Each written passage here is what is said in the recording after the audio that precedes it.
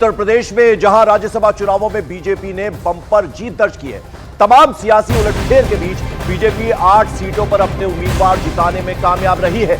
Samajwadi party के विधायकों की क्रॉस वोटिंग के चलते बीजेपी को यह जीत आसानी से हासिल हो गई, जबकि समाजवादी पार्टी के 2 उम्मीदवारों को जीत मिली है।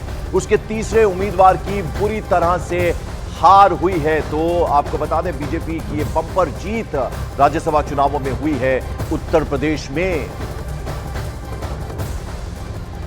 तो नंबर के गेम में बीजेपी से अखिलेश यादव को शिकस्त मिली है। समाजवादी पार्टी को अखिलेश के लिए सबसे बड़ी मुश्किल यह रही कि उनके घर में ही बगावत हो गई है। मामला क्रॉस वोटिंग तक ही सीमित नहीं रहा, बल्कि अखिलेश यादव के विधायकों ने बगावत का बिगुल फूंक दिया।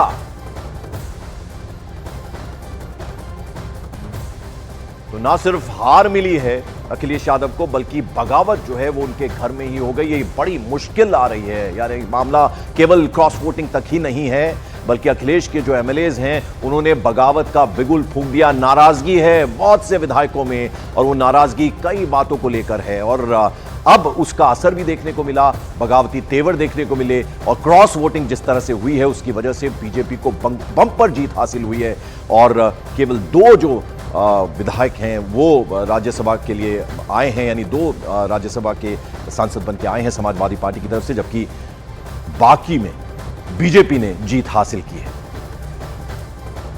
हमारे साथ इस वक्त मौजूद है सुरेश खन्ना जी, वरिष्ठ मंत्री हैं, वित्त मंत्री हैं। सर, 8 जो कैंडिडेट हैं बताया जा रहा है समाजवादी पार्टी के, उन्होंने क्रॉस वोटिंग की है। लगातार अखिलेश यादव आरोप लगा रहे हैं लाभ का, और जो समाजवादी पार्टी पूरा देश मोदीमय हो रहा है।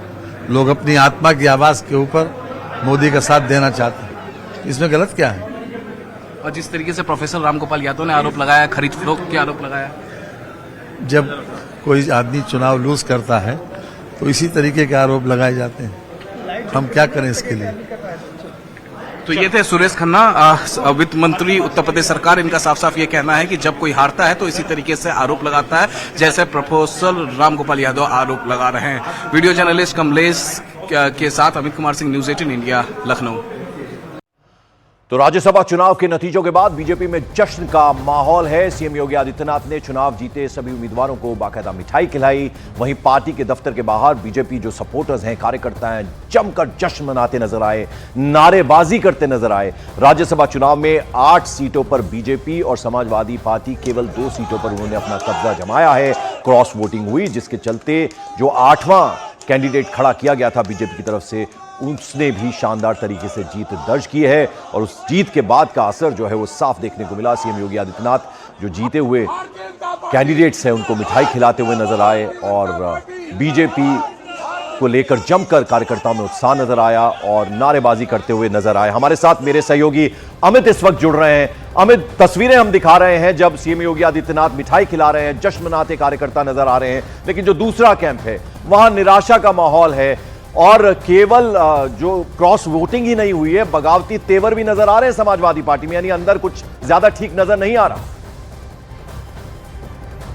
जी हाँ, बिल्कुल ये चिंता का विषय है, और खासतौर से अखिलेश यादव के लिए, क्योंकि देखिए अब समाजवादी पार्टी जिन लोगों से जिनसे मेरी बातचीत हो रही है, जो लखनऊ के वरिष्ठ पत्रकार हैं या वरिष्ठ राजनीतिक विश्लेषक हैं, उन लोगों का साफ साफ ये कहना है कि अब समाजवादी पार्टी वो समाजवादी पार्टी नहीं रही जो मुलायम सिंह यादव की रहा करती थी। क्योंकि जब भी मुलायम सिंह यादव के पार्टी की कोई भी विधायक किसी दूसरे दल के नेता से जाकर मुलाकात करते थे तो उन्हें वो जानकारी होती थी, दिल्ली में जाकर मुलाकात कर रहे हैं या लखनऊ में कर रहे हैं, बाई फ्लाइट जा रहे हैं या बाई कार जा रहे हैं, ये सब जानकारी मुलायम सिंह यादव के पास हुआ करती थी। और मुलायम सिंह यादव बाकायदे उस विधायक को फोन करके डांटते भी थे, पुचकारते भी थे, प्यार भी करते थे, और यही वजह है कि उस वक्त पार्टी अच्छी खासी चल रही थी। लेकिन अभी फिलहाल समाजवादी पार्टी में क्या कुछ चल रहा है अखिलेश यादव को खुद नहीं मालूम है, और यही वजह है कि उनकी पार्टी के 7 विधायक को बीजेपी के पाले में चले गए, वो भी मुख्यमंत्री योगी आदित्यनाथ की वजह से, और कानो खान अखिलेश यादव को इस बात की खबर नहीं हुई।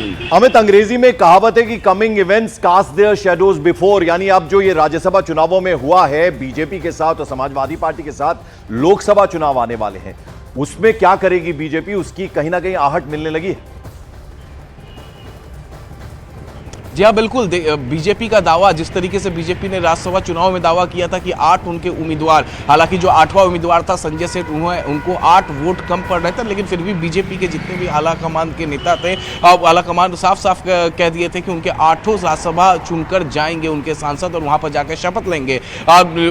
समाजवादी पार्टी कॉन्फिडेंट डे 1 से नहीं दिख रही थी। जाहिर तौर पर अब जिस तरीके से बीजेपी के जो बड़े नेता, चाहे वो प्रदेश अध्यक्ष हो, संगठन मंत्री हो, दोनों डिप्टी सीएम हो, मुख्यमंत्री योगी आदित्यनाथ हो, सबका दावा है कि 80 में से 80 लोकसभा सीट वो जीतेंगे।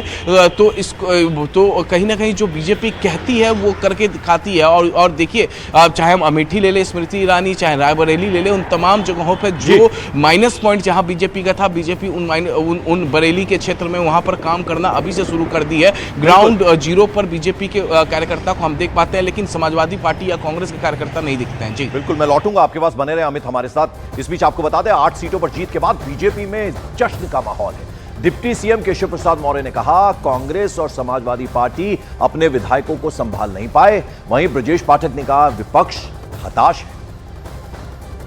सपा ने अपनी पार्टी को एकजुट रखने में विफल रही है, तो ये सपा की कमियां है, भाजपा की कमियां नहीं है। कांग्रेस अगर अपने सरकार वाले राज्य में हार गई और भाजपा के वहाँ राज्यसभा सांसद जीत गए, तो यह निश्चित तौर से सपा और कांग्रेस दोनों अपने दलों को संभाल नहीं पा रहे हैं, अपने विधायकों को संभाल नहीं पा रहे हैं, और इसके कारण इनकी पराजय हुई है और भारतीय जनता पार्टी की ये ऐतिहासिक जीत है। विपक्ष हताश है और इस प्रकार का, जिस प्रकार का आरोप प्रत्यारोप लगा रहे हैं, ये लोकतंत्र में जायज नहीं है। चुनाव में जिसकी जहां इच्छा होती है वहां वोट देते हैं, और माननीय मोदी जी का जो विकसित भारत का संकल्प है, उस संकल्प के साथ सभी माननीय विधायकगणों ने तय किया कि बीजेपी के 8 राज्यसभा सांसद बनने चाहिए। उस दिशा में सभी लोगों ने अपना आशीर्वाद प्रदान किया है। तो दोनों डिप्टी सीएम को आपने सुना। राज्यसभा चुनाव में अपने सभी उम्मीदवारों की जीत पर सीएम योगी आदित्यनाथ ने ट्वीट कर बधाई दी। सोशल मीडिया एक्स पर योगी आदित्यनाथ ने लिखा, उत्तर प्रदेश से राज्यसभा के द्विवार्षिक चुनाव में विजयी होने वाले बीजेपी के सभी सम्मानित प्रत्याशियों को हार्दिक बधाई। पूर्ण विश्वास है कि आदरणीय प्रधानमंत्री श्री नरेंद्र मोदी जी के नेतृत्व में आप सभी अंत्योदय के प्रण और विकसित भारत के संकल्प की सिद्धि में सहायक होंगे। आप सभी के उज्जवल कार्यकाल के लिए मंगल कामनाएं। ये ट्वीट किया है, एक्सपोज किया योगी आदित्यनाथ ने। जबरदस्त तरीके से जो जीत हासिल हुई है उसके बाद अमित हमारे साथ फिर एक बार जुड़ रहे हैं। अमित, जरा ये बताइए कि ये जो पूरी की पूरी 8वां कैंडिडेट जो खड़ा किया गया बीजेपी की तरफ से, ये पूरी बिसात कैसे बिछाई गई, क्या स्ट्रैटेजी बनाई गई, जरा उसके बारे में बताएं। देखिए, ये दरअसल केवल और केवल मुख्यमंत्री योगी आदित्यनाथ के मास्टर प्लान की वजह से ही ये मुमकिन हो पाया। जिस दौरान सतीश महाना, विधानसभा अध्यक्ष सतीश महाना ने सभी विधायकों को राम दरबार यानी अयोध्या जाने का निमंत्रण दिए थे, तो उसी दौरान ये सभी विधायक जो साथ आज बीते कल क्रॉस वोटिंग किए थे, वो मुख्यमंत्री योगी आदित्यनाथ के पास गए थे, सतीश महाना के पास गए थे और उनसे कहा कि उनका जाने का मन है, लेकिन पार्टी की नीति यानी समाजवादी पार्टी की नीतियों की वजह से वो नहीं जा पा रहे। तो उसी दिन की पटकथा मुख्यमंत्री योगी आदित्यनाथ ने लिख दी थी। अपने सरकार के नंबर 2 के मंत्री सुरेश खन्ना को इस काम पे लगा दिया था और सुरेश खन्ना लगातार इन बागी विधायकों से बातचीत कर रहे थे। कई बार मुख्यमंत्री योगी आदित्यनाथ ने भी इनसे फोन पे बातचीत की। यही वजह था कि जैसे ही कल क्रॉस वोटिंग का समय आया तो मुख्यमंत्री योगी आदित्यनाथ उस दौरान सचिवालय में, विधानसभा के सचिवालय में मौजूद थे और उन्होंने कई बागी विधायकों से, समाजवादी पार्टी के बागी विधायकों से वहां पर मुलाकात भी की है और जिसके बाद फिर क्रॉस वोटिंग मुमकिन हो पाया। तो जाहिर तौर पे मुख्यमंत्री योगी आदित्यनाथ का मास्टर प्लान की वजह से ये सब मुमकिन हो पाया। बिल्कुल, तो मिशन 80 पर नजर है, तो उसकी कहीं ना कहीं फाउंडेशन एक तरह से पड़ी है, जो शानदार जीत हासिल हुई है बीजेपी को राज्यसभा चुनाव में उत्तर प्रदेश में। राज्यसभा चुनाव जीतने के बाद बीजेपी प्रत्याशी आरपीएन सिंह ने समाजवादी पार्टी पर हमला बोला और लोकसभा चुनाव में उत्तर प्रदेश की सभी 80 सीटों पर जीतने का दावा ठोक दिया। ये एक संकेत है कि लोकसभा के चुनाव में उत्तर प्रदेश 80 में से 80 सीट मोदी जी को तीसरे बार प्रधानमंत्री बनाने के लिए तैयार है। समाजवादी पार्टी के राज में उत्तर प्रदेश की जनता ने देखा है किस तरह डराया जाता था, धमकाया जाता था, जिस तरह का लूटपाट होती थी, भ्रष्टाचार होता था, जिस तरह की गुंडाई होती थी। अब इस राज्य में मोदी जी के हिंदुस्तान नए विकसित देश में और उत्तर प्रदेश के हमारे मुख्यमंत्री जी ने हर व्यक्ति सुरक्षित महसूस कर रहा है और पूरा देश विकसित होने के लिए तैयार है। ये हमें संकेत दे रहा है कि आने वाले लोकसभा चुनाव में हम 80 की 80 सीटें जीतेंगे। चुनाव के लिए कितनी बड़ी जीत मान रही है इसको? बिल्कुल, ये जीत एक बम्पर जीत है और आने वाले समय में 80 की 80 सीटें हम जीतेंगे, ये इसका संकेत है। तो क्रॉस वोटिंग से उत्तर प्रदेश राज्यसभा चुनाव का नंबर गेम अब बदल गया है। इसकी वजह से समाजवादी पार्टी के उम्मीदवार की हार और बीजेपी उम्मीदवार की जीत हुई है। जरा आपको ग्राफिक्स के जरिए हम समझाते हैं कि पूरा खेल कैसे हुआ है। तो 10 सीटों पर बीजेपी के 8, समाजवादी पार्टी के 3 कैंडिडेट्स मैदान में थे। ये कल की तस्वीर जब हम आपको बता रहे हैं, बीजेपी के संजय सेठ और समाजवादी पार्टी के आलोक रंजन में टक्कर थी। बीजेपी को 8वें कैंडिडेट की जीत के लिए 8 वोट की जरूरत थी। तो ये कैसे संभव हुआ? समाजवादी पार्टी को तीसरे उम्मीदवार की जीत के लिए 2 वोट की जरूरत थी। तो दोनों की क्या क्या जरूरतें थी वो हम आपको बता रहे हैं। और फिर हुआ क्या? समाजवादी पार्टी के 7 विधायकों ने क्रॉस वोटिंग कर दी। राजा भैया की पार्टी ने बीजेपी को 2 वोट दिए। ये पहले से राजा भैया से हमने बात भी की थी, उन्होंने बात कह दी थी। बीएसपी के एक विधायक का वोट बीजेपी को मिला। तो कैसे ये पूरा खेल हुआ, कैसे ये पूरी गेम बदल गई, वो हम आपको बता रहे हैं कि कैसे बीजेपी का 8वां कैंडिडेट जो है उसको जीत हासिल हुई। और राज्यसभा चुनाव में समाजवादी पार्टी के 7 विधायकों ने बीजेपी के पक्ष में वोटिंग की। इसके बाद समाजवादी पार्टी बीजेपी पर हमलावर है। समाजवादी पार्टी बीजेपी पर पैसे और ताकत का दुरुपयोग करने का आरोप लगा रही है। बेतहाशा धन इस चुनाव में बहाया और मैं समझता हूँ साम दाम दंड भेद, जो कुछ संभव हो सकता था उसका इस्तेमाल किया। ये जनतंत्र के लिए बहुत घातक है। जिन लोगों को खरीदा गया हमारी पार्टी के साथ गद्दारी की, ऐसे लोगों के खिलाफ हम प्रभावी कार्रवाई कराएंगे। जिन पर मुकदमे हैं या जिनको लोकसभा टिकट दिया जा रहा है, तो जो धन बल और लालच में जो लोगों को लिया गया है वो लिया गया, उसमें क्या है, सबके सामने वो स्पष्ट है।